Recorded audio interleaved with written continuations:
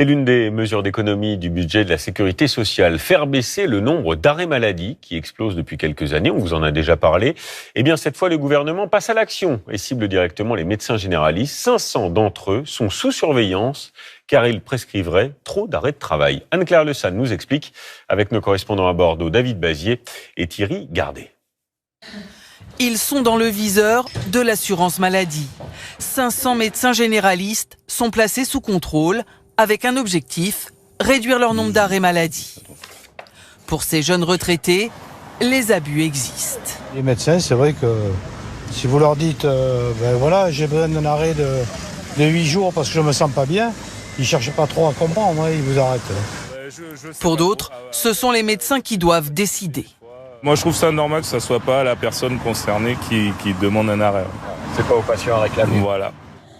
La durée moyenne des arrêts maladie pour les salariés en CDI s'allonge depuis la crise sanitaire. 21 jours et demi, soit 3 jours de plus en 2 ans. Pour faire des économies, les 500 généralistes devraient réduire de 20% leur prescription d'arrêt de travail. Une situation inacceptable pour ce représentant des jeunes médecins. On ne va pas s'amuser à renvoyer des gens éclopés au travail pour être fracassés alors que l'objectif quand même c'est qu'on puisse garder en tête que le travail c'est la santé mais que la santé permet justement de travailler.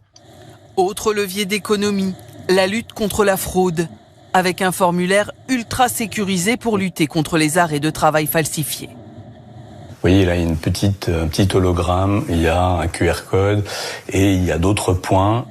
Un papier spécial numéroté avec une encre magnétique qui empêche sa photocopie. En tout, 7 points d'authentification ont été rajoutés. Désormais obligatoire, tout formulaire d'arrêt de travail non sécurisé sera rejeté par l'assurance maladie.